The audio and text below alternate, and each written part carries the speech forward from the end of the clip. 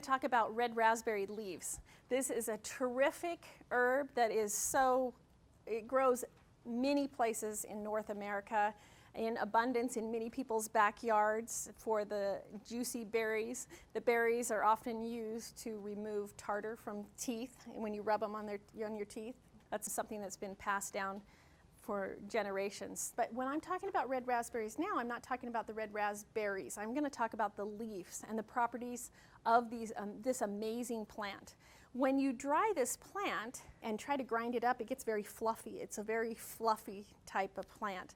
And this plant happens to be really terrific, extracted in water.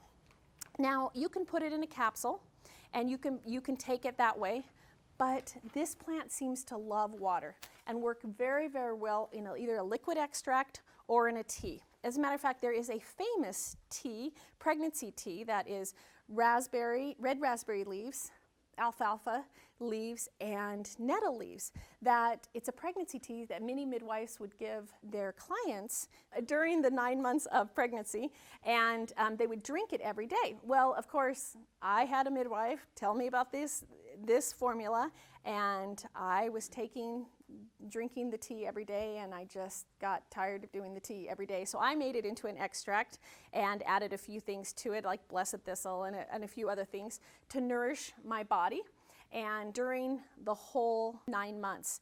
And it really, really makes a difference. This herb is so gentle, but yet so incredibly effective for healing and strengthening female hormones, and most especially the uterus. The uterus is a muscle, and it needs to be strong. And if you stretch it to oblivion out here, it's this little teeny muscle that stretches all the way out here to have a baby, and then it stretches down. But sometimes women, after they have babies, don't get their uterus down to the right size, and so they need to take an herb that will help contract the uterus down to the right size so bacteria and viruses don't start going crazy in the uterus, and so they don't have weak walls of the uterus. It actually helps the body heal that.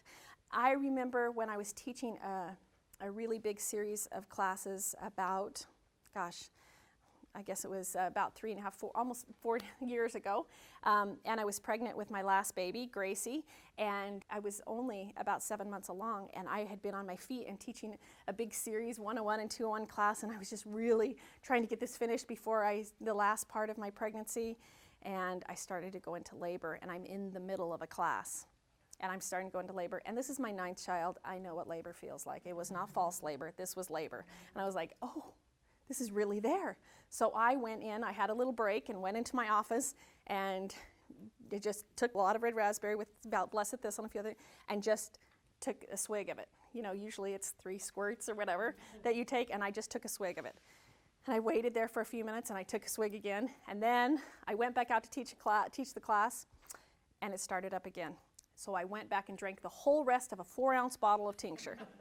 That's a month's supply in about an hour. I drank it, but my contractions completely stopped. I had put stress on my uterus. I had put stress on the baby. And I knew how my body was reacting to that. And I knew that I needed to feed and nourish my uterus that has really been used a lot. And so it needed some loving, and so I gave it red raspberry because that's the tradition. That's what we know works for uterine problems, any type of uterine problems. Now, this herb has been used for centuries for morning sickness, strengthening the uterus, all types of female organs. As a matter of fact, the midwives used it for hundreds and hundreds of years, not only for women, but also recommended it for men of all ages to help normalize the body and normalize hormones. This herb has a lot of calcium in it and a lot of iron, a lot of it.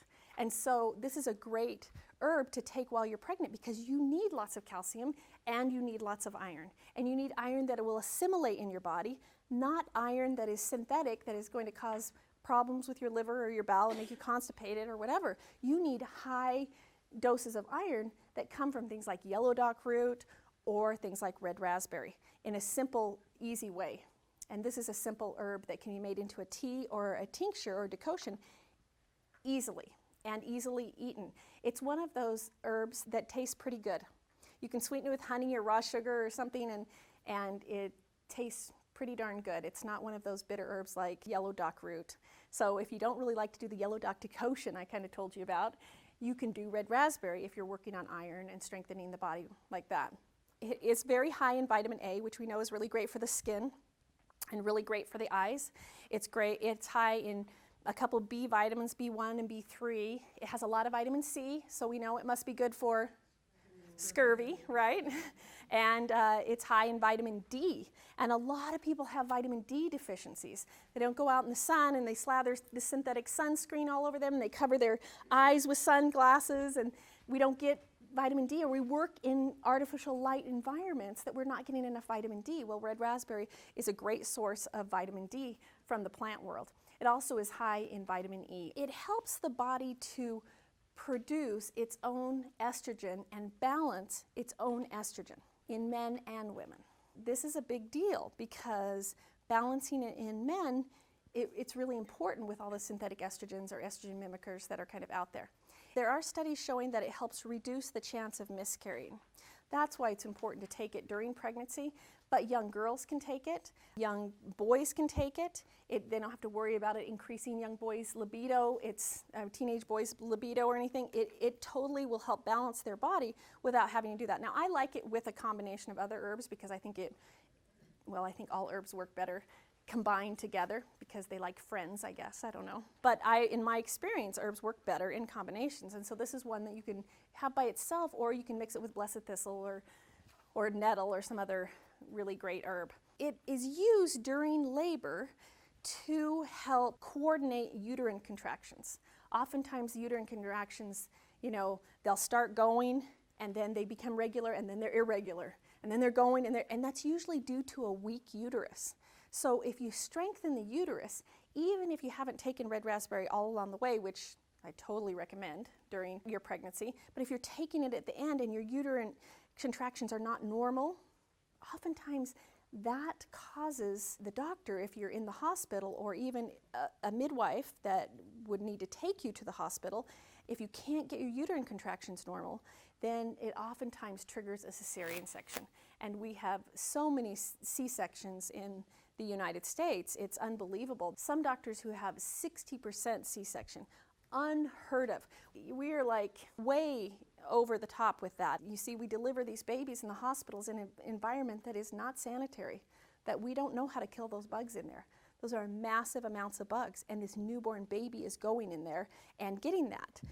And you want to cut open the mama and expose her too, and babies are supposed to go through the birth canal. Now, there are some times when you have to do a cesarean section, just how it is. Sometimes you need to do it, but most of the time not. In most other countries that are advanced enough to do cesarean sections, the normal amount of cesarean section is about 2%. Your body knows how to do it. You just have to feed it the right nutrients. Your body is made to have babies. You women, you guys know. We need to trust it, and if your body's not working right, you need to feed it. And so if you've had a cesarean section, that means your uterus has been cut. That means your uterus is weakened. That means you need to feed it. And red raspberry is a great herb for that. It feeds the uterine tissue, but it also helps reduce the amount of tearing in the cervix during childbirth, and that is good news. So it actually helps feed that part of the body too, so the cervix doesn't tear and you have a lot of problems healing afterwards sometimes. Very safe for the body, very safe for pregnancies. It's known to help reduce hemorrhaging that sometimes happen. Usually most women that hemorrhage are low in iron and they're not able, their blood is not able to clot well. Well, if they're eating this herb and things like yellow dock all during their pregnancy, then their blood can clot better and they have a much less chance of hemorrhaging during their pregnancy. They studied some midwives in Europe. They gave red raspberry to a whole bunch of women and had the midwives report back what happened. The study just went from the 32nd week of pregnancy, and they noticed that they had shorter births, shorter delivery time, which every mama usually wants shorter delivery time. Also, they noticed that they didn't have to artificially rupture as many membranes. The water would break by itself. they wouldn't have to artificially break that membrane. They had much less events of C-sections and much less use of forceps or suctions to get that baby out. And so it was really a lot easier for the mom to do what they were supposed to do, deliver that baby. I think that it would be more effective if they gave it to them in a liquid form, because I believe that this herb works the best in a liquid form, and also if they gave it to them during the whole pregnancy. I speak from experience when I talk to you about this. When I started doing herbs, I had 3 children. I mean, I did a few that mom did, you know, but not too much. When I really started studying herbs, I only had 3 children. Well, then I started taking herbs, and boy, my deliveries got better. My first few were not so much fun. In fact, not fun at all. And so I just started taking herbs. And then I got real busy during my 8th baby, and I had gotten my deliveries were really good and really easy, but I was really busy and I wasn't really taking care of myself, and I was teaching a lot about herbs and lecturing and teaching people how to do herbs, but I wasn't really taking my pregnancy herbs because I was like, ugh, you know, just not taking care of myself. It was horrible delivery again. And I went, dang it. I thought, here, this is your 8th child, it's gonna be easy. But I hadn't strengthened my uterus. So when I had a big oops 7 years later and had my last baby, I decided that I was gonna be perfect on my herbs. And it was the easiest birth again.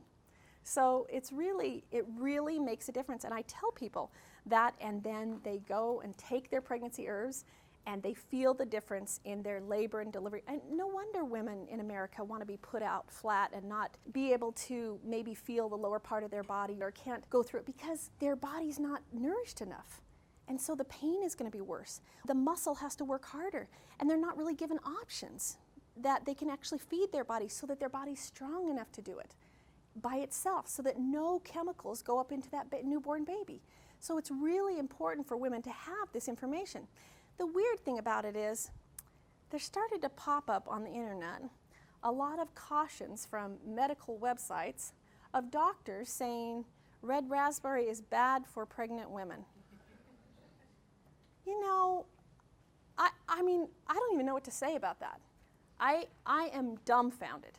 It's disturbing. It is actually criminal that they do not want these women to have successful, good births and feed their uterus, because they may be afraid that they won't take something else, or they're afraid of this little herb. All they have to do is research it. All they have to do is look. This herb has been used for thousands of years for healing and strengthening the uterus. It's what it does. And they say, oh no, don't take it, it causes uterine contractions.